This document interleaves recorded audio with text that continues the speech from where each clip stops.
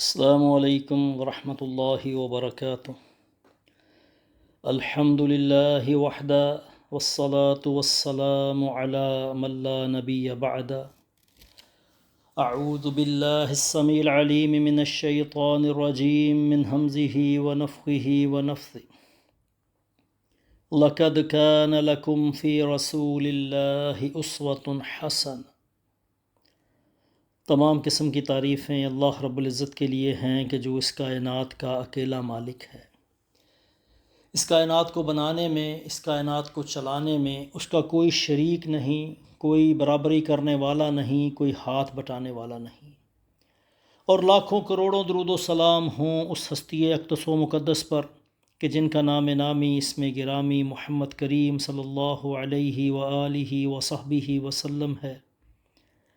اللہ رب العزت نے ان کو نور ہدایت کا آخری مینار بنا کر مبعوث فرمایا۔ ان کے بعد کوئی نبی، کوئی رسول اور کوئی پیغمبر نہ اب تک آیا ہے اور نہ قیامت کے دن تک آئے گا۔ اما بعد، رسول اللہ صلی اللہ علیہ وسلم کی عظیم دعوت کا کام تقریباً مکمل ہو چکا تھا۔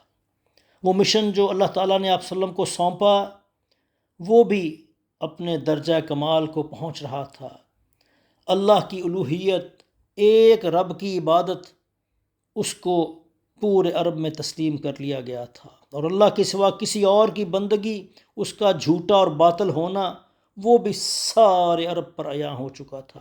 اور آپ صلی اللہ علیہ وسلم خطوط لکھ کر دنیا کے دوسرے سربراہان اور جتنے بھی لوگ تھے ان تک بھی اپنی بات اور آواز کو پہنچا دیا تھا۔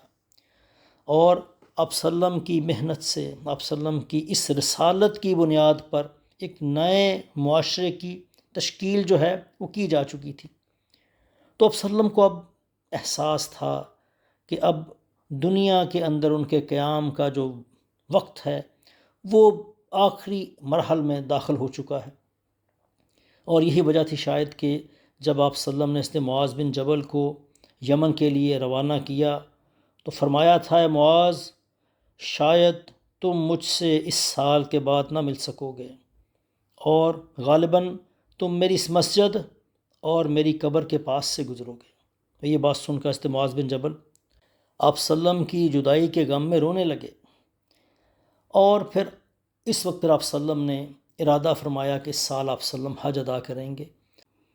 اور اللہ تعالیٰ کی حکمت بھی یہی تھی کہ آپ صلی اللہ علیہ وسلم اپنی اس دعوت کے ثمرات کو اپنی آنکھوں سے دیکھیں کہ جس دعوت کے اندر آپ صلی اللہ علیہ وسلم 23 برس سے کوشاں تھے، کون سی مشکلیں اور رکاوٹیں اور پریشانیاں درپیش نہیں ہوئیں، اور کیسے عزم اور استقلال سے اور استقامت سے آپ صلی اللہ علیہ وسلم نے ان کا مقابلہ کیا تھا۔ ہر چیز ہی بے مثال تھی۔ تو اللہ کی مرضی اور منشا تھی کہ آپ صلی اللہ علیہ وسلم اس دعوت کے ثمرات کو دیکھیں۔ وہ انسانوں کا سمندر جو توحید پر قائم ہو چکا تھا اس کو دیکھیں، آپ صلی اللہ علیہ وسلم کی آنکھیں ٹھنڈی ہوں، اور آپ صلی اللہ علیہ وسلم ان سے پھر اس بات کی شہادت بھی لیں کہ آپ صلی اللہ علیہ وسلم نے اس عظیم امانت کو جو اللہ نے آپ صلی اللہ علیہ وسلم کے سپرد کی تھی دین کو پہنچانے کی، اس امانت کو ادا کر دیا، تبلیغ مکمل کر دی، اللہ کا پیغام پہنچا دیا، خیر خواہی کا حق ادا کر دیا۔ اور لوگ بھی پھر اس بات کی گواہی دیں کہ آپ صلی اللہ علیہ وسلم نے نہ صرف اس امانت کو پہنچایا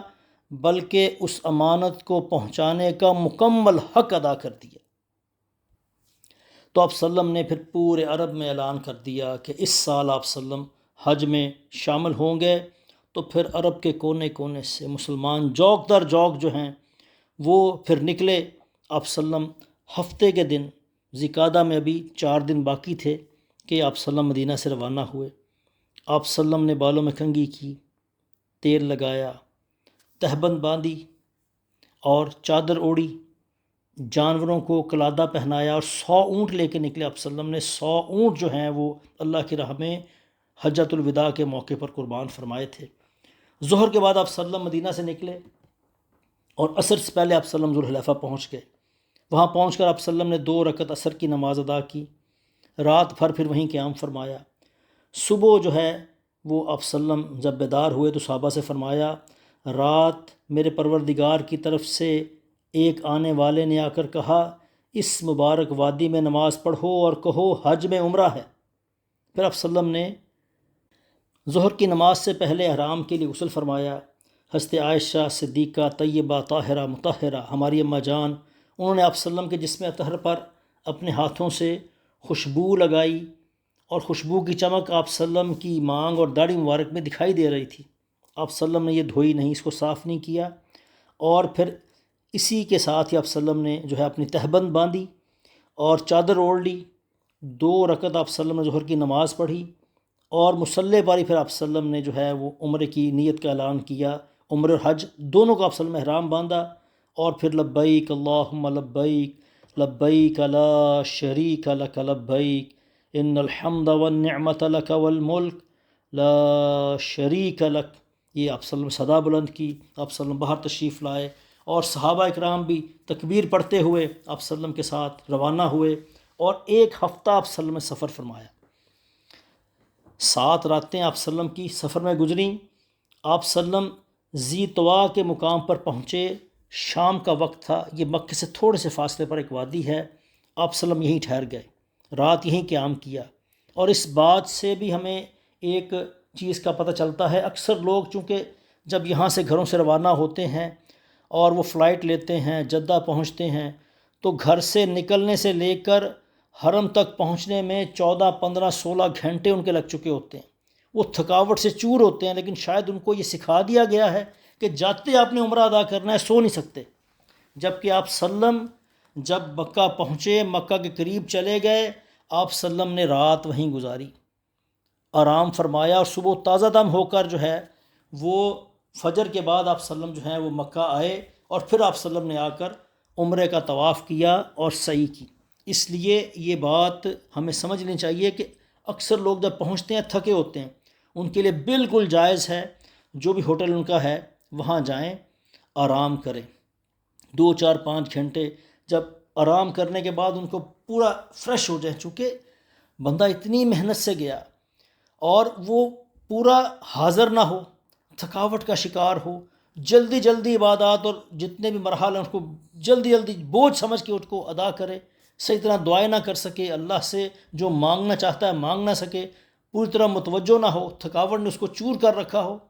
تو یہ کوئی طریقہ نہیں ہے۔ بالکل اس کی اجازت ہے، اگر کوئی بندہ تھکاوٹ محسوس کر رہا ہے، جاتے ہی عمرہ کرنا کوئی ضروری نہیں ہے، بندہ رات بھر بھی قیام کرے، سکون کرے، اور پھر اگلے دن جا کے عمرہ کرے۔ تو آپ صلی اللہ علیہ وسلم نے بھی ایسے ہی کیا، رات آپ صلی اللہ علیہ وسلم نے وہاں گزاری، اور پھر آپ صلی اللہ علیہ وسلم جو ہیں صبح کے وقت پہنچے۔ آپ صلی اللہ علیہ وسلم نے خانہ کعبہ کا طواف کیا، صفا مروہ کی سعی کی، مگر احرام نہیں کھولا، چونکہ آپ صلی اللہ علیہ وسلم نے حج اور عمرے کا احرام اکٹھا باندھا تھا، اور آپ صلی اللہ علیہ وسلم اپنی قربانی کے جانور ساتھ لے کر چلے تھے۔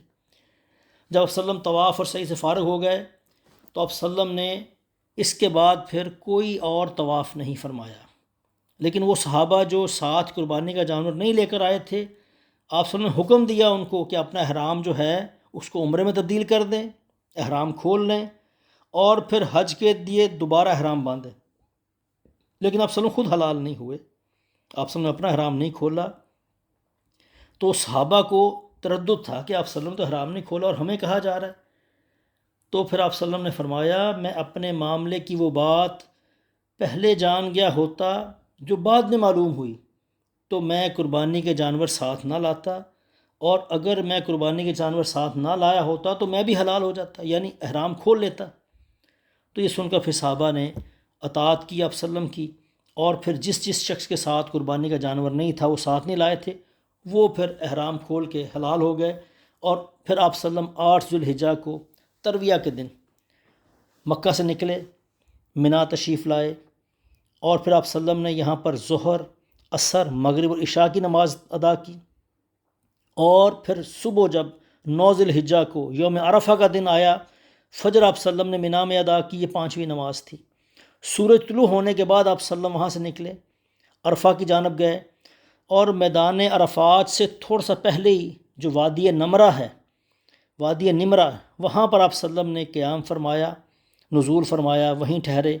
جب ظہر کا وقت ہو گیا، سورج ڈھل گیا، تو آپ صلی اللہ علیہ وسلم اپنی اونٹنی قصوہ پر آپ نے کجاوا کسا، اور آپ صلی اللہ علیہ وسلم وادی کے درمیان تشریف لائے، اور ارد گرد آپ وسلم کے 1,24,000 یا 1,44,000 صحابہ کا بہت عظیم مجمع تھا۔ آپ وسلم نے ایک جامع خطبہ ارشاد فرمایا لوگو میری بات سنو، کیونکہ میں نہیں جانتا اس سال کے بعد اس مقام پر میں تم سے کبھی مل سکوں گا۔ پھر فرمایا تمہارا خون، تمہارا مال ایک دوسرے پر اسی طرح حرام ہے جس طرح تمہارے لیے آج کا دن، یہ مہینہ اور اس شہر کی حرمت ہے۔ سن لو، جاہلیت کی ہر چیز میرے پاؤں تلے رون دی گئی۔ جاہلیت کے خون بھی ختم کر دیے گئے، یعنی پہلے کسی نے کسی کا خون کر رکھا ہے، آج اس کا کوئی بدلہ نہیں لے گا، سب مسلمان ہو چکے، اب اس کا بدلہ نہیں، وہ سارے خون ختم کر دیے گئے۔ فرمایا ہمارے خون میں پہلا خون جسے میں ختم کر رہا ہوں وہ ربیہ بن حارث کے بیٹے کا خون ہے۔ یہ بچہ چونکہ بنو سعد میں دودھ پی رہا تھا، رضاعت کے لیے بھیجا تھا ان کو، اور قبیلہ حذیل کے لوگوں نے وہاں اس چھوٹے بچے کو قتل کر دیا۔ فرمایا کہ اس خون کو میں ختم کر رہا ہوں، معاف کر رہا ہوں۔ جاہلیت کا سود ختم کر دیا گیا۔ ہمارے سود میں پہلا سود جسے میں ختم کر رہا ہوں وہ عباس بن عبد المطلب کا سود ہے۔ وہ سارے کا سارا سود لوگوں کے لیے معاف ہے۔ جب تک ظاہر اس کی اجازت تھی صحابہ بھی سود کا کام کرتے تھے، پھر بالآخر اس موقع پر کلی طور پر اس کو ختم کر دیا گیا۔ فرمایا کہ میں اس کو ختم کر رہا ہوں، اور عباس بن عبد المطلب کے جتنا بھی انہوں نے لوگوں کو قرضہ دے رکھا ہے وہ سارے کا سارا سود جو ہے وہ ختم کر دیا جاتا ہے۔ پھر فرمایا کہ عورتوں کے بارے میں اللہ سے ڈرو، اپنی بیویوں کے حوالے سے خاص حکم فرمایا، کیونکہ تم نے انہیں اللہ کی امانت کے ساتھ، اللہ کے کلمے کے ساتھ اپنے لیے حلال کیا ہے۔ دیکھیں رشتہ کیا ہوتا ہے، خاتون کسی اور جگہ کی، مرد کسی اور جگہ کا، اللہ کے نام پر وہ ایک دوسرے کو قبول کرتے ہیں، اللہ کے نام پر عہد کرتے ہیں، گواہوں کی موجودگی میں ولی کی اجازت سے ایک نکاح کا سلسلہ ہے جس میں دو افراد ایک دوسرے کے ساتھ زندگی بھر اللہ کے احکامات کے مطابق زندگی گزارنے کا عہد کرتے ہیں اور ایک دوسرے کے لیے حلال ہو جاتے ہیں۔ اللہ کا نام اور واسطہ ہی ہے نا، تو اس واسطے کے لیے فرمایا کہ تم نے ان اپنی بیویوں کو اللہ کے کلمے کے ذریعے حلال کیا ہے، ان پر تمہارا حق ہے کہ وہ تمہارے بستر پر کسی ایسے شخص کو نہ آنے دیں جو تمہیں گوارا نہیں۔ اگر وہ ایسا کریں تم انہیں مار سکتے ہو، لیکن سخت مارنا، اور تم پر ان کا حق یہ ہے کہ تم انہیں معروف طریقے سے کھلاؤ اور پہناؤ۔ یعنی جو انسان کی وسعت ہے، ایسا نہیں کہ انسان خود تو ہے باہر جاتا ہے کھانا کھا کے آ گیا، گھر میں کچھ پکا نہیں پکا کوئی خیال نہیں اس کو، خود تو اس نے اپنے کپڑوں کا خیال رکھا ہوا ہے، جی میرا تو جی آنا جانا ہوتا ہے لوگوں سے ملنا، تو کیا بیوی کی نوکرانی ہے گھر میں، اس کے لیے کپڑوں کا بندوبست کون کرے گا؟ انسان پر لازم ہے اپنی وسعت کے مطابق اپنے اہل و عیال پہ خرچ کرے، ان کے کھانے پینے کا، پہننے کا، رہنے سہنے کا اپنی وسعت کے مطابق اہتمام کرے، اور یہ ہر مسلمان پر لازمی ہے۔ اور پھر آپ صلی اللہ علیہ وسلم نے فرمایا کہ میں تمہارے اندر ایک ایسی چیز چھوڑے جا رہا ہوں، اگر تم نے اسے مضبوطی سے پکڑے رکھا تو ہرگز گمراہ نہیں ہوگے، اور وہ چیز اللہ کی کتاب ہے۔ پھر فرمایا لوگو یاد رکھو میرے بعد کوئی نبی نہیں، تمہارے بعد کوئی امت نہیں، لہٰذا اپنے رب کی عبادت کرنا، 5 وقت کی نماز پڑھنا، رمضان کے روزے رکھنا، اور خوشی خوشی اپنے مال کی زکوٰۃ دینا، اپنے پروردگار کے گھر کا حج کرنا، اپنے حکمرانوں کی اطاعت کرنا۔ ایسا کرو گے تو اپنے رب کی جنت میں داخل ہو گئے۔ اور فرمایا تم سے میرے متعلق پوچھا جانے والا ہے تو تم کیا کہو گے؟ صحابہ نے کہا ہم شہادت دیتے ہیں آپ نے تبلیغ کر دی، پیغام پہنچا دیا، خیر خواہی کا حق ادا کر دیا۔ آپ نے سنا، اپنی جو شہادت کی انگلی اس کو بلند کیا، آسمان کی طرف اٹھایا اور فرمایا اللہم اشہد، اللہم اشہد، اللہم اشہد، اے اللہ تو گواہ ہو جا، اے اللہ تو گواہ ہو جا، اے اللہ تو گواہ رہنا۔ ایسے آپ وسلم کے خطبات کے جو مختلف احادیث میں ترک آتے ہیں ان میں یہ بھی الفاظ ہیں، آپ صلی اللہ علیہ وسلم نے فرمایا کہ تم میں سے کسی کالے کو کسی گورے پر، کسی گورے کو کسی کالے پر، کسی عربی کو کسی اجمی پر، کسی اجمی کو کسی عربی پر کوئی مرتبہ، فضیلت، فوقیت، درجہ حاصل نہیں ہے، ہاں مگر جو تقوی والا ہے۔ ان اکرمکم عند اللہ اتقاکم، تم میں مرتبے والا وہ ہے جو تقوی والا ہے، اللہ سے ڈرنے والا ہے، اللہ کے ہاں اسی کا مقام ہے۔ آپ صلی اللہ علیہ وسلم یہ خطبہ ارشاد فرما رہے تھے، اور حضرت ربیعہ بن امیہ بن خلف وہ آپ صلی اللہ علیہ وسلم کے تمام فرامین کو بلند آواز سے تمام لوگوں تک پہنچا رہے تھے۔ آپ صلی اللہ علیہ وسلم جب اس خطبے سے فارغ ہوئے تو یہ آیہ مبارکہ نازل ہوئی، الیوم اکملت لکم دینکم واتممت علیکم نعمتی ورضیت لکم الاسلام دینا، آج میں نے تمہارے لیے تمہارا دین مکمل کر دیا اور تم پر اپنی نعمت پوری کر دی، اور تمہارے لیے اسلام کو بحیثیت دین پسند کیا۔ حضرت عمر فاروق رضی اللہ تعالی عنہ جب انہوں نے آیت سنی رونے لگے، تو پوچھا لوگوں نے کہ آپ کیوں رو رہے ہیں؟ کہنے لگے اس لیے کہ کمال کے بعد زوال ہی تو ہے، جب ایک چیز اپنی انتہائی کمال کو پہنچ جاتی ہے تو پھر اس میں زوال بھی آتا ہے۔ پھر حضرت بلال رضی اللہ تعالیٰ عنہ نے اذان دی، اقامت کہی، آپ صلی اللہ علیہ وسلم نے ظہر کی نماز پڑھائی، حضرت بلال نے پھر اقامت کہی، آپ صلی اللہ علیہ وسلم نے عصر کی نماز پڑھائی، اور ان دونوں نمازوں کے درمیان آپ صلی اللہ علیہ وسلم نے کوئی نماز نہیں پڑھی، اور یہی آپ صلی اللہ علیہ وسلم کی سنت ہے۔ اللہ میں توفیق دے، جب بھی کوئی بندہ حج کرنے جائے اس کو چاہیے یہ دونوں نمازیں اکٹھی ادا کرے، اس لیے کہ وہ جان لے کہ اس دن جب وہ احرام کی حالت میں ہے اس کے لیے عصر کا وقت وہی ہے جس وقت آپ صلی اللہ علیہ وسلم نے نماز پڑھی۔ کیا کوئی شخص آپ صلی اللہ علیہ وسلم سے بہتر دین سمجھ سکتا ہے کہ وہ کہے کہ نہیں جی نہیں، میں تو فارغ ہی ہوں جی، میں نے کیا کام کرنا ہے، میں عصر کو عصر کے وقت میں پڑھوں گا، اور وہ سمجھتا ہے کہ وہ صحیح کام کر رہا ہے؟ یاد رکھیں آپ صلی اللہ علیہ وسلم کے طریقے سے ہٹ کر کوئی طریقہ نہیں۔ وہ نبی صلی اللہ علیہ وسلم جنہوں نے ہم تک عصر کا وقت پہنچایا، اسی نبی کی سنت ہے کہ عرفہ کے دن آپ صلی اللہ علیہ وسلم نے دونوں نمازیں اکٹھی پڑھیں، ان کو اکٹھا پڑھنا اسی موقع پر یہی سب سے افضل ہے۔ پھر آپ صلی اللہ علیہ وسلم وہاں سے فارغ ہوئے اور پھر آپ صلی اللہ علیہ وسلم جو ہیں وہ عرفات میں داخل ہوئے، اور آپ صلی اللہ علیہ وسلم اپنی اونٹنی پر سوار تھے، اور آپ صلی اللہ علیہ وسلم پھر جبل مشاد جو ہے چلنے والوں کا راستہ آج کل بنا ہوا ادھر، وہاں سے نکلتے ہوئے سامنے رخ کیا آپ صلی اللہ علیہ وسلم نے، اور پھر جو جبل رحمہ ہے اس کے قریب آپ صلی اللہ علیہ وسلم نے آ کر قیام فرمایا، اور پھر آپ صلی اللہ علیہ وسلم نے بہت طویل دعائیں کیں امت کے لیے، اور اللہ اکبر۔ اور اب دیکھیں کہ ظہر کے وقت ہی آپ صلی اللہ علیہ وسلم نے عصر پڑھ لی تھی، اور اس وقت سے لے کر پھر مغرب تک آپ صلی اللہ علیہ وسلم جو ہیں وہ دعائیں فرماتے رہے۔ سورج غروب ہو گیا، اور جب اس کی زردی بھی ختم ہو گئی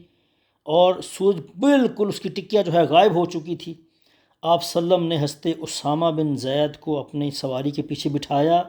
اور وہاں سے روانہ ہو کر مزدلفہ کی طرف چل پڑے۔ اب راستے میں چونکہ مغرب کا وقت تو ہو چکا تھا عرفات میں ہی، آپ صلی اللہ علیہ وسلم نے وہاں نماز ادا نہیں کی۔ تھوڑا سا آگے نکلے، آپ صلی اللہ علیہ وسلم نے اترے، وضو فرمایا، اور حضرت اسامہ بن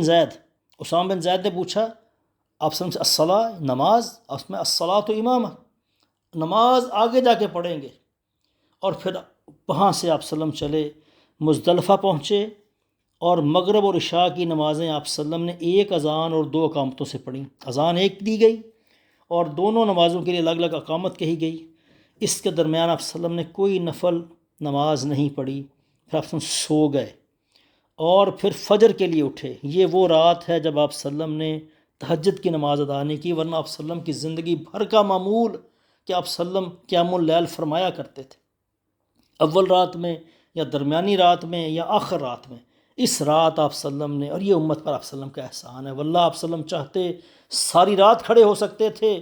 لیکن چونکہ لوگوں کا حال یہ ہوتا ہے، یوم الترویہ کے دن بھی مشقت ہے، یوم النحر یوم عرفہ وہ سارے کا سارا دن مشقت کا ہے، اس کے بعد آپ صلی اللہ علیہ وسلم نے امت کے لیے آسانی فرمائی، آپ صلی اللہ علیہ وسلم سو گئے، اور پھر جب فجر کے لیے اٹھے، فجر کی نماز پڑھی، اپنی اونٹنی قصوہ پر سوار ہوئے اور مشعر حرام جا کر آپ صلی اللہ علیہ وسلم ٹھہر گئے، قبلہ رخ ہو گئے، آپ صلی اللہ علیہ وسلم اللہ سے دعائیں مانگ رہے تھے، تکبیر و تحلیل اور بلند جو کلمات لا الہ الا اللہ اس کو پڑھ رہے تھے، اور جب خوب اجالا ہو گیا، سورج نکل آیا، آپ صلی اللہ علیہ وسلم منا کے لیے روانہ ہوئے، اور حضرت فضل بن عباس وہ آپ صلی اللہ علیہ وسلم کے پیچھے سوار تھے۔ آپ صلی اللہ علیہ وسلم پھر جمرہ کبریٰ کے پاس پہنچے اور 7 کنکریاں ماریں،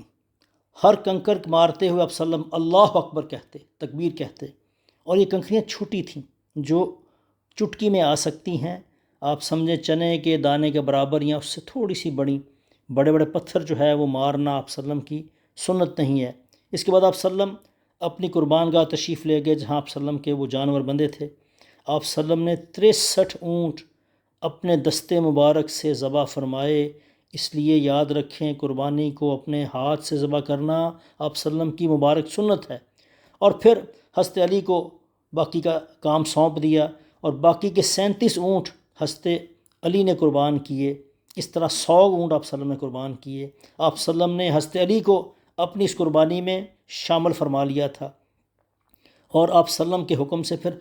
تمام اونٹوں کا 100 کے 100 اونٹوں کے جو ہے نا اس میں سے ایک ایک ٹکڑا جو گوشت کا لیا گیا، ایک ہانڈی میں ان کو پکایا گیا، اور آپ صلی اللہ علیہ وسلم نے پھر اس میں سے جو ہے کچھ گوشت بھی تناول فرمایا اور اس کا شوربہ بھی پیا۔ اس کے بعد آپ صلی اللہ علیہ وسلم وہاں سوار ہوئے، مکہ تشریف لائے، بیت اللہ کا طواف فرمایا، اسے طواف افاضہ کہتے ہیں، اور پھر آپ صلی اللہ علیہ وسلم مکہ میں آپ صلی اللہ علیہ وسلم نے ظہر کی نماز ادا فرمائی، اور پھر آپ صلی اللہ علیہ وسلم زمزم پینے کے لیے اس کے کنویں پر تشریف لائے۔ تو چونکہ حاجیوں کو پانی پلانے کا جو فضیلت اور یہ اعزاز ہے یہ بنو عبد المطلب کے پاس تھا، تو وہ حضرت عباس وغیرہ اور دیگر جو سارے لوگ تھے وہ زمزم کے کنویں سے پانی نکال نکال کر وہ حجاج کو زمزم پلا رہے تھے۔ آپ صلی اللہ علیہ وسلم نے ان کو دیکھا تو ارشاد فرمایا، بنو عبد المطلب تم پانی کھینچو اور لوگوں کو پلاؤ، اگر یہ اندیشہ نہ ہوتا کہ پانی پلانے کے اس کام میں تم لوگ مغلوب کر دیے جاؤ گے تو میں بھی تمہارے ساتھ پانی کھینچتا۔ ظاہر تھا کہ جب صحابہ دیکھتے آپ صلی اللہ علیہ وسلم نے خود اس کنویں سے پانی نکالا، آپ صلی اللہ علیہ وسلم تو اس حیثیت سے نکالتے کہ بنو عبد المطلب سے تھے آپ صلی اللہ علیہ وسلم بھی، تو یہ اعزاز، لیکن یہ پھر آپ صلی اللہ علیہ وسلم کی سنت بن جاتی، اور ہر شخص کوشش کرتا کہ آپ صلی اللہ علیہ وسلم نے خود پانی نکال کے پیا تھا تو ہم بھی خود پانی جو ہے کنویں سے نکال لیں۔ تو وہ جو اعزاز اور مرتبہ حاصل تھا بنو عبد المطلب کو سقایا کا، پانی پلانے کا، وہ ان کے ہاتھ سے جاتا رہتا۔ آپ صلی اللہ علیہ وسلم پھر خود شریک نہیں ہوئے، تو بنو عبد المطلب کے وہ افراد جو اس وقت پانی نکال رہے تھے انہوں نے پھر آپ صلی اللہ علیہ وسلم کو ایک ڈول میں پانی نکال کے دیا، اور آپ صلی اللہ علیہ وسلم نے اس کو پھر اپنی حسب ضرورت اس کو پیا۔ اور پھر آپ صلی اللہ علیہ وسلم نے یہ جو دن تھا یوم النحر، اس دن بھی آپ صلی اللہ علیہ وسلم نے ایک خطبہ ارشاد فرمایا، آپ صلی اللہ علیہ وسلم صحابہ کے پاس تشریف لائے، اور کچھ تو باتیں وہی تھیں جو آپ صلی اللہ علیہ وسلم نے یوم عرفہ کے دن خطبہ میں ارشاد فرمائی تھیں، اور کچھ چیزیں جو آپ صلی اللہ علیہ وسلم نے بیان فرمائیں احادیث میں، مختلف احادیث میں چونکہ ان کا ذکر آتا ہے۔ اور فرمایا زمانہ گھوم پھر کر اپنی اسی دن کی حیت پر پہنچ گیا ہے جس دن اللہ نے آسمان و زمین کو پیدا کیا تھا۔ سال 12 مہینے کا ہے، جس میں سے 4 مہینے حرمت کے ہیں، 3 پیدر پہ یعنی ذوالقعدہ، ذوالحجہ اور محرم، اور 1 رجب جو جمادی الاخری اور شعبان کے درمیان میں ہے۔ پھر آپ صلی اللہ علیہ وسلم نے فرمایا یہ کون سا مہینہ ہے؟ تو صحابہ نے کہا اللہ و رسولہ اعلم، اللہ اور اس کے رسول بہتر جانتے ہیں۔ اور صحابہ کہتے ہیں ہم اس لیے خاموش رہے، ہمیں لگا کہ آپ صلی اللہ علیہ وسلم اس مہینے کا کوئی اور نام رکھیں گے۔ آپ فرمایا یہ ذوالحجہ نہیں؟ تو ہم نے کہا کیوں نہیں؟ آپ فرمایا یہ کون سا شہر ہے؟ صحابہ نے پھر کہا اللہ اور اس کے رسول بہتر جانتے ہیں، اور صحابہ خاموش رہے کہ شاید آپ صلی اللہ علیہ وسلم اس شہر کا کوئی اور نام رکھیں۔ آپ فرمایا یہ بلدہ نہیں یعنی مکہ نہیں ہے؟ صحابہ نے کہا ہاں کیوں نہیں؟ آپ فرمایا اچھا یہ کون سا دن ہے؟ اور پھر صحابہ نے یہ جواب دیا اللہ و رسولہ اعلم، اللہ اور اس کے رسول بہتر جانتے ہیں، اور خاموش رہے، اور یہی گمان کیا کہ شاید آپ صلی اللہ علیہ وسلم اس دن کا کوئی نام بدلیں گے۔ آپ فرمایا کیا یہ یوم النحر نہیں؟ سب نے کہا ہاں کیوں نہیں ہے؟ اور فرمایا اچھا سنو، تمہارا خون، تمہارا مال اور تمہاری عزت اور آبرو ایک دوسرے پر ایسے ہی حرام ہے جیسے تمہارے اس شہر، تمہارے اس مہینے اور تمہارے لیے آج کے دن کی حرمت ہے۔ اور فرمایا تم لوگ بہت جلد اپنے پروردگار سے ملو گے اور وہ تم سے تمہارے اعمال کے متعلق پوچھے گا، لہٰذا دیکھو میرے بعد پلٹ کر گمراہ نہ ہو جانا کہ آپس میں ایک دوسرے کی گردنیں مارنے لگو۔ اور پھر پوچھا کیا میں نے تبلیغ کر دی؟ صحابہ نے پھر گواہی دی کہ ہاں آپ نے تبلیغ کر دی۔ اب فرمایا جو شخص موجود ہے وہ اس تک پہنچا دے جو یہاں موجود نہیں، چونکہ بعض وہ افراد کہ جن تک باتیں پہنچائی جاتی ہیں وہ ان لوگوں سے زیادہ یاد رکھنے والے اور سمجھنے والے ہوتے ہیں جو براہ راست سن رہے ہوتے ہیں۔ اور ایک روایت میں یہ بھی آیا کہ آپ صلی اللہ علیہ وسلم نے ارشاد فرمایا کوئی بھی جرم کرنے والا اپنے سوا کسی اور پر جرم نہیں کرتا۔ یاد رکھو کوئی جرم کرنے والا اپنے بیٹے پر یا کوئی بیٹا اپنے باپ پر جرم نہیں کرتا، یعنی یہ طے ہے کہ جرم کی پاداش پہ اسی کو پکڑا جائے گا جو مجرم ہے، جس نے جرم کیا۔ کسی مجرم کے باپ کو یا اس کی اولاد کو پکڑ کے سزا نہیں دی جا سکتی۔ ہمارے ہاں بڑا ایک غلط قانون ہے کہ اگر مجرم ہاتھ نہیں آ رہا اس کے عزیز و اقارب کو گرفتار کر لیا جاتا ہے، ان پر ظلم و ستم کیا جاتا ہے، حتیٰ کہ اس جرم میں وہ شریک نہیں ہوتے اور نہ کبھی انہوں نے اس کی حمایت کی ہوتی ہے۔ لیکن ہمارے ہاں اللہ اکبر کوئی عجیب ہی نظام ہے۔ اللہ تعالیٰ ہمارے احوال پر رحم فرمائے اور ہمارے عمال پر رحم فرمائے جو ہمارے حکمران ہیں، ان کو اللہ تعالیٰ خیر کی توفیق دے، ان کو سمجھ آئے کہ ان پر کیا ذمہ داری ہے، ان کو کیا کرنا چاہیے۔ خیر آپ صلی اللہ علیہ وسلم نے 11، 12 اور 13 ذو الحجہ کو آپ صلی اللہ علیہ وسلم یہیں مقیم رہے، اور پھر آپ صلی اللہ علیہ وسلم جب یہ دن پورے ہو گئے 13 ذو الحجہ کو آپ صلی اللہ علیہ وسلم ظہر کے بعد آپ صلی اللہ علیہ وسلم نے منا سے کوچ فرمایا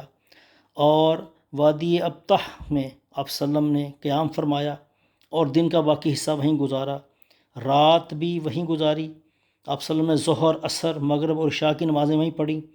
ہاں عشاء کے بعد جب تھوڑا دیر سو لیا آپ صلی اللہ علیہ وسلم نے، پھر بیدار ہوئے، بیت اللہ تشریف لائے، آپ صلی اللہ علیہ وسلم نے بیت اللہ کا طواف کیا جسے ہم طواف وداع بھی کہتے ہیں، پھر آپ صلی اللہ علیہ وسلم واپس تشریف لے آئے اور صبح پھر آپ صلی اللہ علیہ وسلم سوار ہوئے اور مدینہ منورہ آپ صلی اللہ علیہ وسلم رخ کیا، اور حج کا یہ عظیم سفر مکمل کرنے کے بعد آپ صلی اللہ علیہ وسلم مدینہ منورہ تشریف لے آئے۔ صحابہ اکرام رضوان اللہ علیہم اجمعین اب آپ صلی اللہ علیہ وسلم کی گفتار، آپ صلی اللہ علیہ وسلم کے کردار، ایسی علامات وہ محسوس کر رہے تھے کہ معلوم ہوتا تھا کہ آپ صلی اللہ علیہ وسلم قریب اب دنیا سے رخصت ہونے والے ہیں۔ چونکہ آپ صلی اللہ علیہ وسلم جب یہ رمضان آیا تھا اس سال، آپ صلی اللہ علیہ وسلم نے 20 روز کا اعتکاف فرمایا، ورنہ آپ صلی اللہ علیہ وسلم ہر سال 10 دن کا اعتکاف فرمایا کرتے تھے۔ اور آپ صلی اللہ علیہ وسلم نے اس سال قرآن کا حضرت جبریل علیہ السلام کے ساتھ 2 مرتبہ دور فرمایا، ورنہ ہر سال آپ صلی اللہ علیہ وسلم 1 مرتبہ قرآن کا دور فرمایا کرتے تھے۔ اور پھر آپ صلی اللہ علیہ وسلم نے جیسے حضرت معاذ بن جبل کو کہا کہ ہو سکتا ہے کہ اس سال کے بعد تم مجھے اس مقام پر دوبارہ نہ مل سکو۔ پھر جب آپ صلی اللہ علیہ وسلم جمرہ عقبہ پر تھے، آپ صلی اللہ علیہ وسلم نے ارشاد فرمایا کہ مجھ سے حج کے اعمال سیکھ لو، کیونکہ میں اس سال کے بعد شاید تمہارے ساتھ حج نہ کر سکوں۔ اور پھر آپ صلی اللہ علیہ وسلم جب منا میں موجود تھے ایام تشریق کے دنوں میں سورہ نصر نازل ہو گئی، اذا جاء نصر اللہ والفتح ورأیت الناس يدخلون فی دین اللہ افواجا فسبح بحمد ربک واستغفرہ انہ کان توابا۔ جب اللہ کی مدد اور نصرت آ پہنچی اور آپ نے دیکھا کہ لوگ فوج در فوج جو ہیں وہ دین میں داخل ہو رہے ہیں، فسبح بحمد ربک واستغفر، آپ اپنے رب کی حمد اور تسبیح بیان کریں اور استغفار کریں، انہ کان توابا، وہ ضرور رجوع کرنے والا ہے۔ تو اس سے بھی حضرت ابوبکر صدیق تو اللہ نے ان کو بڑی بصیرت دی تھی، وہ جان گئے تھے کہ جب آپ صلی اللہ علیہ وسلم کا مشن اور آپ صلی اللہ علیہ وسلم کا دنیا میں آنے کا مقصد پورا ہو چکا تو اب شاید وہ دن قریب ہیں، آپ صلی اللہ علیہ وسلم ہمیں چھوڑ کر دنیا سے رخصت ہو جائیں گے۔ پھر آپ صلی اللہ علیہ وسلم جب مدینہ واپس تشریف لائے، سفر کا مہینہ تھا، اس کا آغاز تھا، آپ صلی اللہ علیہ وسلم احد کے میدان میں تشریف لے گئے اور شہداء کے لیے اس انداز سے دعا فرمائی جیسے کوئی شخص رخصت ہونے والا آخری کلمات ادا کر رہا ہوتا ہے۔ آپ صلی اللہ علیہ وسلم واپس تشریف لائے، مسجد نبوی میں اپنے ممبر پر تشریف فرما ہوئے اور فرمایا، میں تمہارا امیر کارواں ہوں اور تم پر گواہ ہوں، اللہ کی قسم میں اس وقت اپنا حوض کوثر دیکھ رہا ہوں، مجھے زمین و آسمان کے تمام خزانوں کی چابیاں عطا کر دی گئیں، اور اللہ کی قسم مجھے یہ خوف نہیں کہ تم میرے بعد شرک کرو گے، بلکہ اندیشہ اس بات کا ہے کہ دنیا کی طلب کے اندر باہم ایک دوسرے سے مقابلہ کرو گے۔ اور پھر کچھ دن بعد آپ صلی اللہ علیہ وسلم آدھی رات کا وقت تھا، گھر سے نکلے، بقیع قبرستان تشریف لے گئے اور اہل بقیع کے لیے آپ صلی اللہ علیہ وسلم نے مغفرت کی دعا فرمائی اور فرمایا، اے قبر والو، تم پر سلام، لوگ جس حال میں ہیں اس کے مقابلے میں تمہیں وہ حال مبارک ہو جس میں تم ہو، فتنے تاریک رات کے ٹکڑوں کی طرح ایک کے پیچھے ایک چلے آ رہے ہیں، اور بعد میں آنے والا فتنہ پہلے سے زیادہ برا ہے۔ اور پھر آپ صلی اللہ علیہ وسلم نے یہ بھی کہا، یہ بشارت دی کہ عنقریب ہم تم سے آ کر ملنے والے ہیں۔ صفر کے مہینے کی 29 تاریخ 11 سن ہجری سوموار کا دن تھا۔ آپ صلی اللہ علیہ وسلم ایک جنازے میں تشریف لے گئے، اور جب واپس تشریف لا رہے تھے تو سر میں درد شروع ہو گیا اور بخار بھی ہو گیا، حرارت بہت بڑھ گئی۔ آپ صلی اللہ علیہ وسلم نے سر پر پٹی باندھی ہوئی تھی اور اس پٹی کے اوپر سے بھی وہ تپش جو ہے وہ محسوس ہو رہی تھی، اور یہ آپ صلی اللہ علیہ وسلم کے آخری مرض کا آغاز تھا۔ اسی مرض میں مبتلا رہتے ہوئے آپ صلی اللہ علیہ وسلم 13 یا 14 دن بعد پھر اللہ کے حضور پیش ہو گئے اور دنیا سے رخصت ہو گئے۔ جس دن سے آپ صلی اللہ علیہ وسلم کو یہ بخار ہوا تھا تو طبیعت روز بروز زیادہ بوجھل ہوتی جاتی تھی۔ آپ صلی اللہ علیہ وسلم ہر روز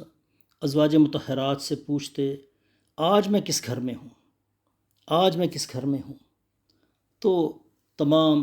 ہماری اماں جان ان کو سمجھ آ گئی کہ آپ صلی اللہ علیہ وسلم کیا چاہتے ہیں، تو انہوں نے فرمایا سب نے کہ جہاں آپ کا جی چاہے آپ وہاں تشریف لے جائیے۔ تو آپ صلی اللہ علیہ وسلم پھر حضرت عائشہ صدیقہ طیبہ طاہرہ رضی اللہ تعالی عنہا، یہ ہماری اماں جان، ان کے گھر میں منتقل ہو گئے، اور حیات طیبہ کا آخری ہفتہ پھر آپ صلی اللہ علیہ وسلم نے اسی گھر میں گزارا۔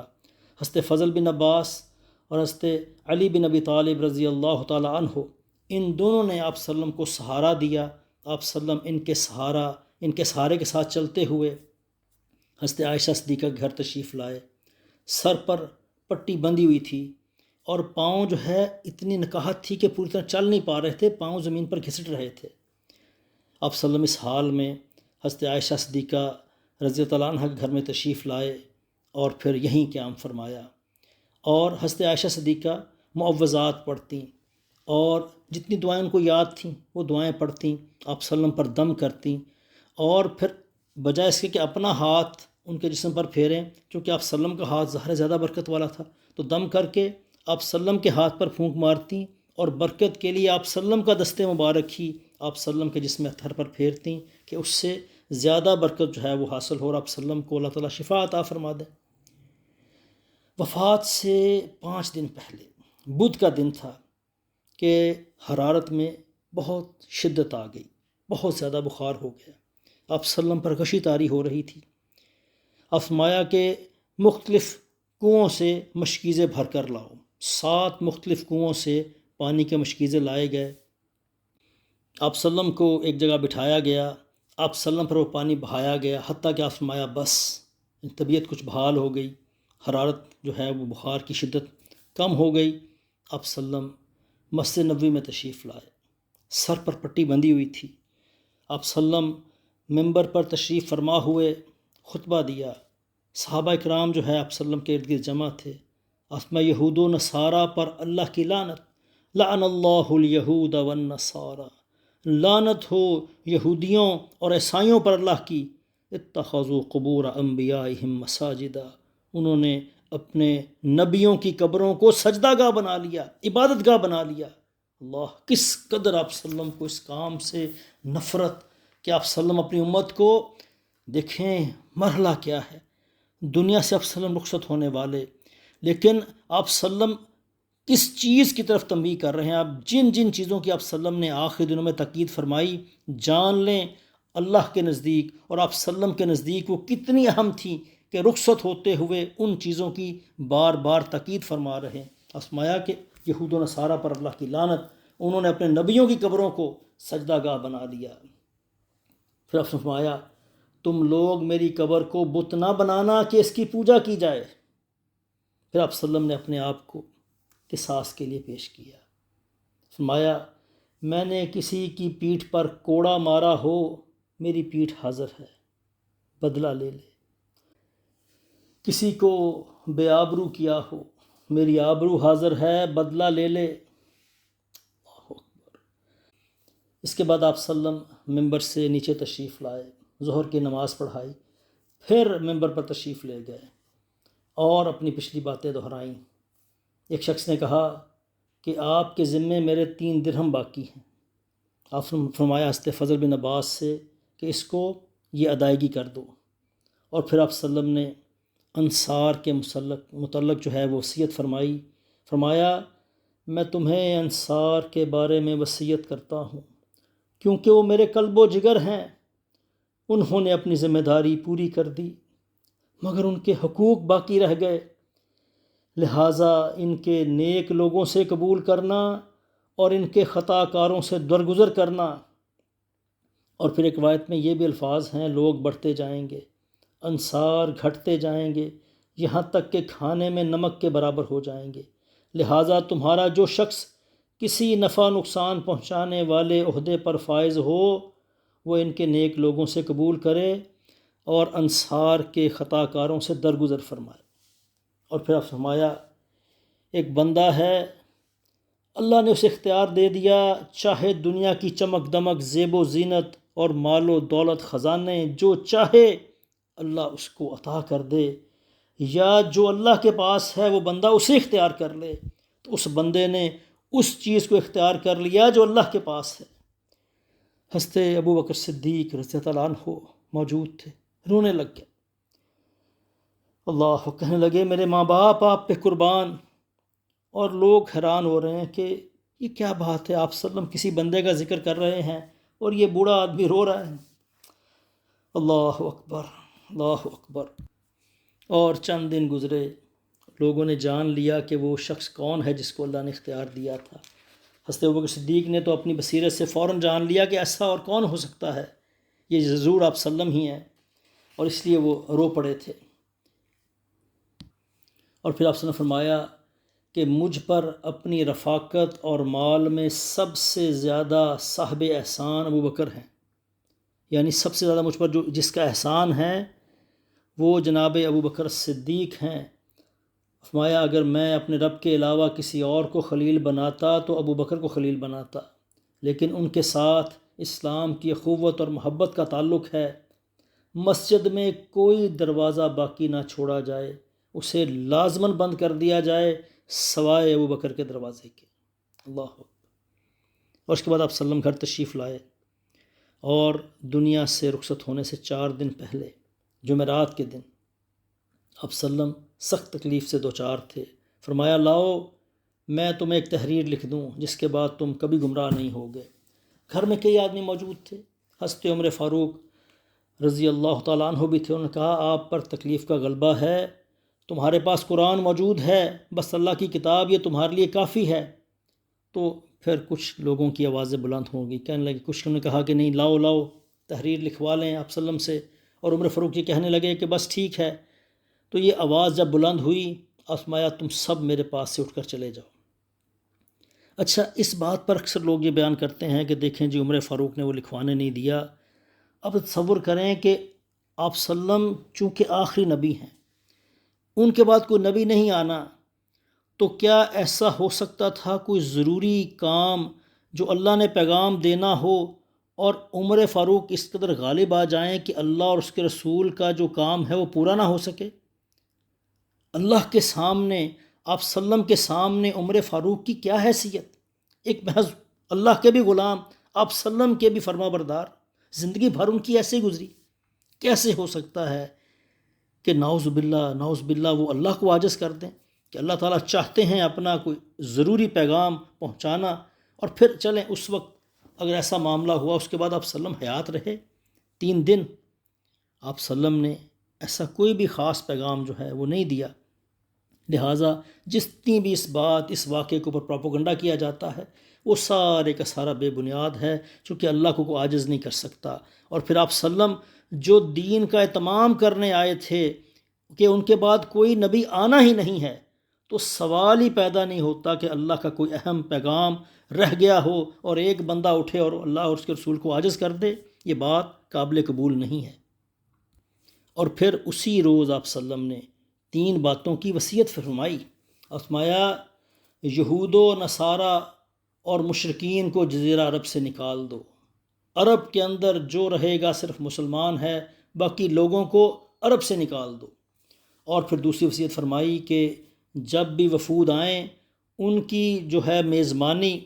اسی طرح کی جائے جیسے آپ وسلم کے دور میں ہوتی تھی. اور تیسری بات وہ راوی کو بھول گئی، شاید وہ کتاب و سنت کو مضبوطی سے پکڑے رہنے کی وصیت تھی، یا شاید لشکر اسامہ کو روانہ کرنے کی وصیت تھی، چونکہ آپ وسلم نے اپنی بیماری سے چند دن پہلے ایک لشکر جو ہے اس کو تیار فرمایا تھا. اسامہ بن زید کو اس کا امیر مقرر کیا تھا. لوگوں نے اعتراض بھی کیا یہ چھوٹے ہیں، نوجوان ہیں. اور فرمایا کہ تم نے اس کے باپ کی امارت پر بھی نکتہ چینی کی تھی، اور اللہ کی قسم حضرت زید بن حارثہ وہ بھی امارت کے اہل تھے اور یہ بھی امارت کا اہل ہے. اور اس لشکر میں عمر فاروق، ابوبکر صدیق بھی شامل تھے، اور امیر کون تھے؟ اسامہ بن زید. تو شاید اس کی روانگی کے متعلق آپ وسلم کی وصیت تھی کہ اس کو ضرور روانہ کیا جائے. ایسے آپ وسلم کی بیماری میں شدت موجود تھی، اس کے باوجود آپ وسلم نمازیں مسجد میں آ کے خود پڑھایا کرتے تھے. حتیٰ کہ آپ وسلم نے جمعرات کے دن بھی آپ وسلم نے تمام نمازیں خود ہی پڑھائیں، مغرب تک آپ وسلم نے نماز پڑھائی. اور جب عشاء کا وقت آیا تو پھر مرض کا جو ہے نا زور بہت بڑھ گیا. آپ وسلم کے اندر اتنی ہمت نہیں تھی کہ آپ وسلم اٹھیں اور مسجد میں تشریف لائیں. اور حضرت عائشہ صدیقہ بیان فرماتی ہیں کہ آپ وسلم کو ذرا جب ہوش آئی، فرمایا لوگوں نے نماز پڑھ لی، تو بتایا گیا کہ نہیں، آپ کا انتظار کر رہے ہیں. آپ فرمایا میرے لیے پانی رکھوایا جائے. آپ وسلم نے اپنے جسم پر پانی بہایا، غسل فرمایا، اٹھنا چاہا لیکن پھر غشی طاری ہو گئی. پھر جب طبیعت تھوڑی سی سنبھلی، پھر پوچھا لوگوں نے نماز پڑھ لی؟ پھر گزارش کی گئی کہ آپ کا انتظار کر رہے ہیں. دوبارہ آپ وسلم نے غسل فرمایا، اٹھنے لگے لیکن پھر غشی طاری ہو گئی. بالآخر آپ وسلم نے فرمایا کہ ابو بکر کو کہو کہ وہ لوگوں کو نماز پڑھائیں. اور پھر حضرت ابوبکر صدیق مسلسل مسلمانوں کی جماعت کرواتے رہے. اور آپ وسلم کی حیات طیبہ میں 17 نمازیں ہیں جن کی امامت جناب ابوبکر صدیق رضی اللہ تعالی عنہ نے فرمائی. اور آپ وسلم دنیا سے رخصت ہونے سے 1 دن پہلے یا 2 دن پہلے طبیعت میں کچھ افاقہ ہوا. آپ وسلم مسجد میں ظہر کے وقت تشریف لائے. جناب ابوبکر صدیق لوگوں کو نماز پڑھا رہے تھے. آپ وسلم کو جب دیکھا، انہوں نے محسوس کیا آپ وسلم تشریف لا رہے ہیں، وہ پیچھے ہٹنے لگے. آپ وسلم نے ان کو اشارہ فرمایا کہ وہ وہیں ٹھہریں، اور آپ وسلم کو حضرت ابوبکر صدیق کے بائیں جانب لا کر بٹھا دیا گیا. اور اس وقت یہ صورتحال تھی کہ جناب ابوبکر صدیق آپ وسلم کی ابتدا میں نماز ادا کر رہے تھے اور لوگوں کو تکبیر سنا رہے تھے. اور بالآخر آپ وسلم نے اپنی وفات سے 1 دن پہلے اتوار کے دن اپنے تمام غلاموں کو آزاد فرما دیا، اور 7 دینار تھے گھر میں موجود، صدقہ کر دیے. اپنے جتنے ہتھیار تھے وہ مسلمانوں کو تحفہ کر دیے، ہبہ کر دیے. اور یہ حال تھا، اللہ اکبر، سید الاولین والآخرین دنیا سے رخصت ہو رہے ہیں. آخری رات آپ وسلم کی کہ گھر میں چراغ جلانے کے لیے تیل موجود نہیں تھا. حضرت عائشہ صدیقہ رضی اللہ تعالی عنہا نے اپنی ہمسائی سے تیل ادھار لیا تاکہ چراغ جلایا جا سکے اور وہ آپ وسلم کی زیارت فرما سکے. اسی حال میں فجر کا وقت ہو گیا. مسلمان نماز میں مصروف تھے، ابو بکر صدیق امامت فرما رہے تھے کہ اچانک آپ صلی اللہ علیہ وسلم نے حضرت عائشہ صدیقہ کے حجرہ مبارک سے پردہ اٹھایا اور صحابہ جو صفوں میں موجود تھے ان کو احساس ہوا کہ آپ صلی اللہ علیہ وسلم تشریف لا رہے ہیں۔ جناب ابو بکر صدیق بھی پیچھے ہٹنا چاہا کہ آپ صلی اللہ علیہ وسلم تشریف لائیں گے اور شاید وہ نماز پڑھائیں، اور اس صورتحال میں کہ صحابہ آپ صلی اللہ علیہ وسلم کو دیکھ کے خوش تھے اور اندیشہ تھا کہ وہ آزمائش میں پڑ جائیں اور نماز کو چھوڑ کے آپ صلی اللہ علیہ وسلم کی جو ہے وہ تیمارداری کرنے لگ جائیں، آپ صلی اللہ علیہ وسلم کا حال احوال پوچھنے لگیں، کہ آپ صلی اللہ علیہ وسلم نے ہاتھ سے اشارہ فرمایا کہ اپنی نماز پوری کر لو، اور پھر آپ صلی اللہ علیہ وسلم اپنے حجرے کے اندر جو ہے وہ تشریف لے گئے، پردہ گرا دیا، اور اس کے بعد آپ صلی اللہ علیہ وسلم کی حیات طیبہ میں کسی دوسری نماز کا وقت نہیں آیا۔ اللہ اکبر۔ دن چڑھے، جب چاشت کا وقت ہوا، آپ صلی اللہ علیہ وسلم نے حضرت فاطمہ رضی اللہ تعالی عنہا ان کو جو ہے نا طلب فرمایا، وہ تشریف لائیں، آپ صلی اللہ علیہ وسلم کو اپنے قریب فرمایا، ان کے کان میں کچھ سرگوشی کی، حضرت فاطمہ رونے لگ گئی، پھر آپ صلی اللہ علیہ وسلم کو اپنے قریب فرمایا، پھر ان کے کان میں کچھ کہا، اور پھر وہ جو ہے نا خوش ہو گئیں، جیسے ان کے چہرے پر جو ہے نا وہ خوشی آ گئی، ہنسنے لگیں، اور آپ صلی اللہ علیہ وسلم کی وفات کے بعد پھر حضرت عائشہ صدیقہ رضی اللہ تعالی عنہا نے جب صورتحال دریافت کی تو حضرت فاطمہ نے بیان کیا کہ پہلے آپ صلی اللہ علیہ وسلم نے سرگوشی کی تو بتایا کہ اس مرض میں وہ وفات پا جائیں گے، دنیا سے رخصت ہو جائیں گے، تو حضرت فاطمہ رونے لگیں، اور پھر جب آپ صلی اللہ علیہ وسلم دوبارہ سرگوشی فرمائی تو بتایا کہ میرے اہل و عیال میں سب سے پہلے آپ مجھ سے آ کر ملو گی، تو وہ کہتے ہیں میں خوش ہو گئی، اور دوسری خوشخبری یہ بھی دی تھی کہ آپ جو ہے نا وہ جنت کی عورتوں کی سردار ہیں، تو یہ خوشخبری بھی حضرت فاطمہ کو خوش کر گئی۔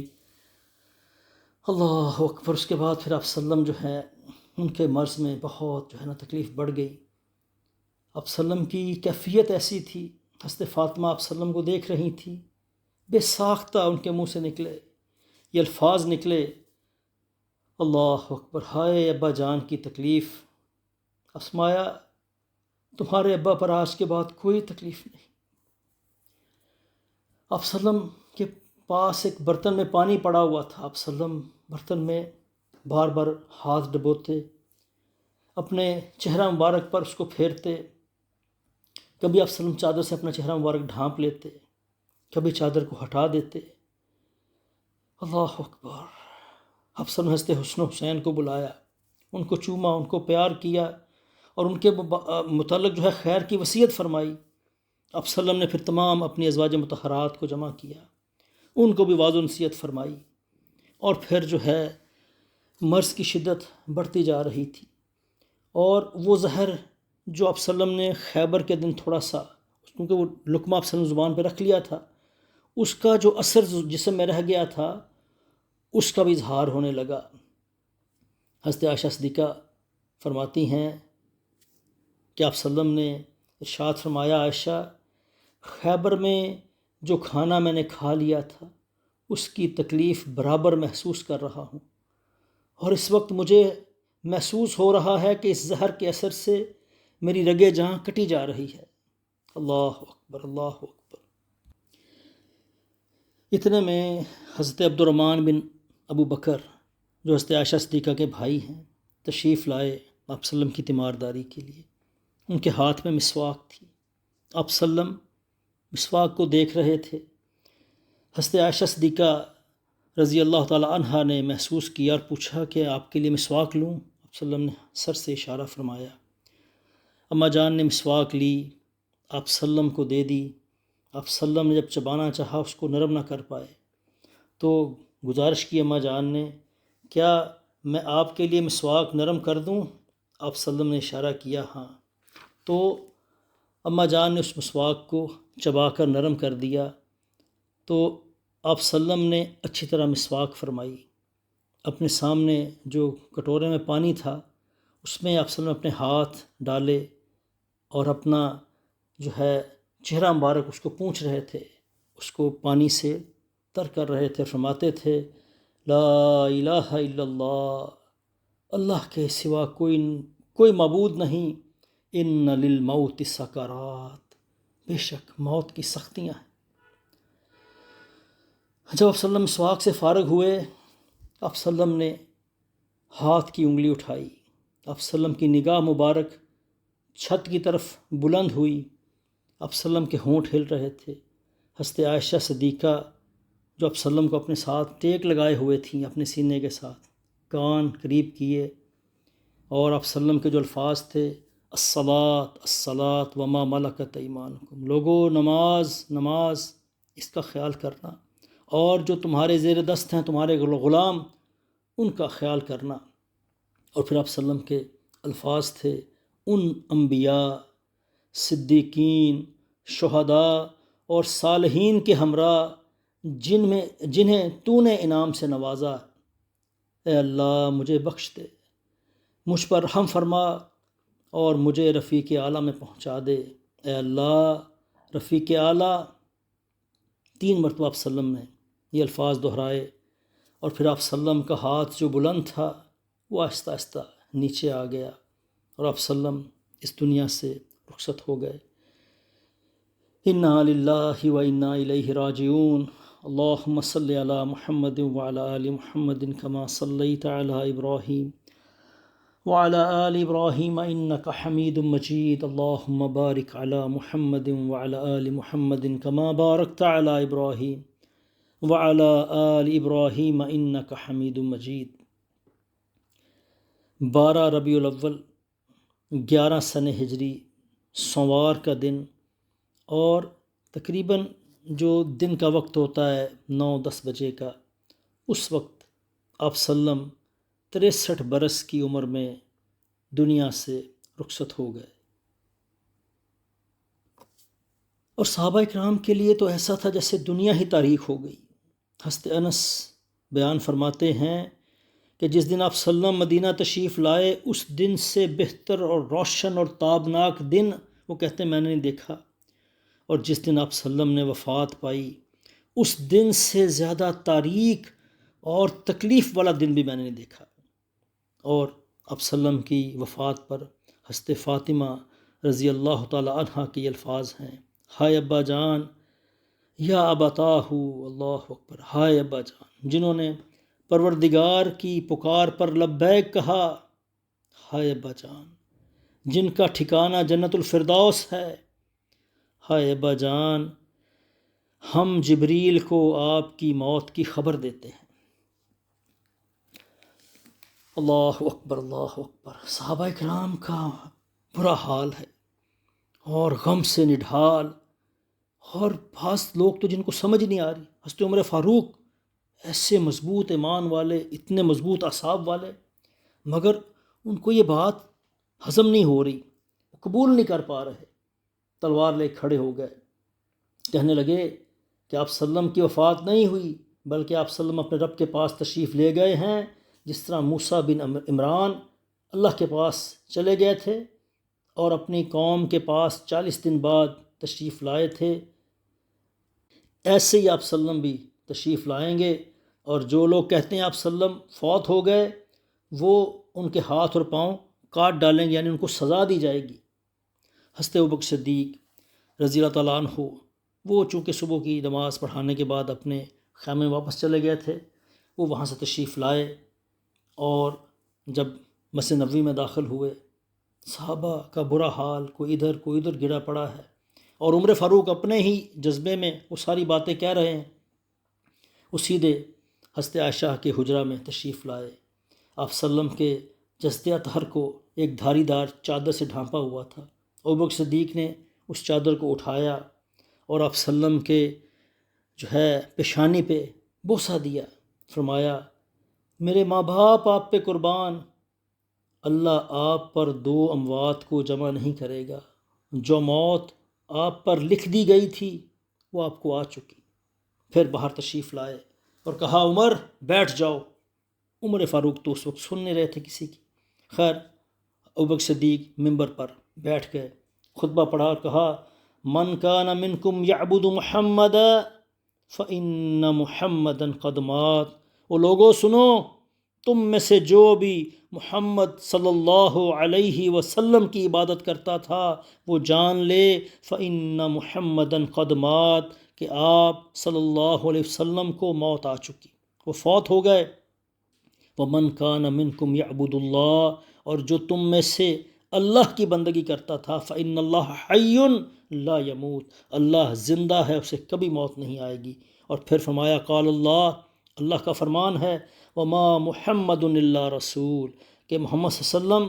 اللہ کے رسول ہیں، قد خلت من قبلہ رسل، ان سے پہلے بھی کئی رسول اللہ کے گزر چکے، افئن مات، اگر یہ فوت ہو جائیں، او قتل، یا یہ شہید کر دیے جائیں، انقلبتم علی اعقابکم، کیا تم اپنی ایڑیوں پر پھر جاؤ گے؟ ومن ینقلب علی عقبیہ، اور جو اس کے بعد اپنی ایڑی پہ پھر جائے، فلن یضر اللہ شیئا، وہ اللہ کا کوئی نقصان نہیں کر سکتا۔ وَسَيَجْزِي اللَّهُ الشَّاكِرِينَ، اللہ شکر کرنے والے کو جزا دے گا، بدلہ دے گا۔ اب صحابہ پریشان تھے، ان کو سمجھ نہیں آ رہی تھی، حتیٰ کہ جناب ابوبکر صدیق کا خطاب سنا، اور جب یہ آیت سنی تو صحابہ کہتے ہیں گویا کہ ہمیں لگا جیسے یہ ابھی نازل ہوئی، حتیٰ کہ اس کو کئی سالوں سے وہ قرآن میں پڑھتے آ رہے تھے۔ اور حضرت عمر فاروق وہ فرماتے ہیں جیسے یہ آیت سنی مجھے یقین ہو گیا کہ آپ وسلم جو ہیں دنیا سے رخصت ہو گئے، اور پھر وہ اپنے پاؤں پہ کھڑے نہیں رہ سکے، وہیں گر گئے۔ اور پھر اس کے بعد یہ حال تھا، جو مسلمان ایک دوسرے کو ملتا یہی آیت پڑھتے، وما محمد الا رسول قد خلت من قبلہ رسل۔ صحابہ غم سے نڈھال اور باہمی مشاورت کرنے لگے کہ آپ وسلم کی تدفین کہاں کی جائے۔ تو حضرت ابوبکر صدیق نے کہا کہ میں نے آپ وسلم سے سنا کوئی نبی فوت نہیں ہوا مگر اس کو وہیں دفن کیا گیا جہاں اس کی وفات ہوئی، تو پھر اسی چارپائی کو جہاں پر آپ صلی اللہ علیہ وسلم نے وفات پائی تھی اس کو ہٹایا گیا، اور اسی جگہ حجرہ عائشہ صدیقہ کے اندر آپ صلی اللہ علیہ وسلم کی قبر مبارک کو بنایا گیا۔ اور پھر جب آپ صلی اللہ علیہ وسلم کو غسل دینے کا وقت آیا، آپ صلی اللہ علیہ وسلم کے کپڑے اتارے بغیر آپ صلی اللہ علیہ وسلم کو غسل دیا گیا۔ حضرت عباس، حضرت علی اور حضرت عباس کے صاحبزادے فضل اور قسم، اور ان کے آزاد کردہ غلام شقران، اور حضرت اسامہ بن زید، اوس بن خولہ، ان تمام افراد نے آپ صلی اللہ علیہ وسلم کو غسل دیا۔ حضرت عباس، فضل اور قسم، یہ باپ اور بیٹے آپ صلی اللہ علیہ وسلم کی کروٹ بدل رہے تھے۔ حضرت اسامہ اور حضرت شقران جو ہیں وہ پانی بہا رہے تھے، اور حضرت علی رضی اللہ تعالی عنہ نے آپ صلی اللہ علیہ وسلم کو غسل دیا، اور حضرت اوس جو ہیں آپ صلی اللہ علیہ وسلم کو اپنے سینے سے ٹیک لگائے ہوئے تھے، اور آپ صلی اللہ علیہ وسلم کو 3 سفید چادروں میں کفن دیا گیا، اس میں کرتا نہیں شامل تھا، پگڑی نہیں شامل تھی، صرف آپ صلی اللہ علیہ وسلم کے جسم اطہر کو، چونکہ لباس بھی آپ صلی اللہ علیہ وسلم جو پہن رکھا تھا تو اس کو تو اتارا نہیں گیا، وہ جو آپ صلی اللہ علیہ وسلم نے چادریں پہن رکھی تھیں، اور چادروں میں آپ صلی اللہ علیہ وسلم کے جسم اطہر کو جو ہے وہ لپیٹا گیا۔ اور پھر چونکہ آپ صلی اللہ علیہ وسلم کی جسم اطہر کو باہر نہیں نکالا گیا، جیسے عام جنازہ پڑھا جاتا ہے، 10 افراد 20 افراد جو ہے وہ اسی حجرہ مبارک میں جاتے اور درود و سلام پڑھتے اور پھر باہر آ جاتے، حتیٰ کہ یہ سارا معاملہ جو ہے پھر وہ تکمیل میں پہنچا، اور پھر منگل کا دن پورا اسی میں گزر گیا، یعنی سوموار کا دن تھا جب آپ صلی اللہ علیہ وسلم دنیا سے رخصت ہوئے، سوموار کا سارا دن، اور اس کے بعد جو رات منگل کی آئی، پھر منگل کا پورا دن جو ہے وہ گزر گیا، اور پھر جب رات ہوئی جو بدھ کی رات تھی، یعنی اس کے اگلے دن بدھ کا دن چڑھنا تھا، اس رات جو ہے پھر آپ صلی اللہ علیہ وسلم کی تدفین کی گئی، اور آپ صلی اللہ علیہ وسلم کو ایک بغلی قبر، جیسے ہمارے شک سیدھی قبر ہوتی ہے نا کہ اس کے اندر ہم میت کو لٹاتے ہیں، اوپر ڈاٹ وغیرہ رکھ کر جو ہے مٹی ڈال دی جاتی ہے، اس کی نسبت ایک بغلی قبر بنائی جاتی ہے کہ گہرائی میں کھدائی کر کے ایک سائڈ پر جگہ بنائی جاتی ہے اور میت کو وہاں رکھا جاتا ہے، تو بغلی قبر آپ صلی اللہ علیہ وسلم کی بنائی گئی، اور اس میں پھر آپ صلی اللہ علیہ وسلم کی تدفین کی گئی۔ اللہ تعالیٰ سے دعا ہے اللہ تعالیٰ میں آپ صلی اللہ علیہ وسلم کی سیرت طیبہ کو سمجھنے کی اور اس پر عمل کرنے کی کما حقہ توفیق عطا فرمائے، اور سیرت نبوی کا جتنا سلسلہ یہ چلا، آپ لوگوں نے بڑی محنت سے اس کو سنا اور اس میں آپ شامل رہے، اللہ تعالیٰ آپ سب کی کاوشوں کو قبول و منظور فرمائے۔ اللہ تعالیٰ میرا بیان کرنا اس کو بھی اپنی بارگاہ میں قبول فرمائے، اور آپ سب کا اس کو سننا قبول و منظور فرمائے، اور جتنے ساتھی اس سارے سلسلے میں شامل تھے اس پیغام کو آپ تک پہنچانے کے لیے، جس شخص نے بھی جو کوشش کی ہے، اللہ تعالیٰ تمام افراد کی کوششوں کو اپنی رحمت سے قبول و منظور فرمائے اور ہمارے لیے اس کو آخرت میں کامیابی کا ذریعہ بنائے۔ جزاکم اللہ خیرہ۔ والسلام علیکم ورحمۃ اللہ وبرکاتہ۔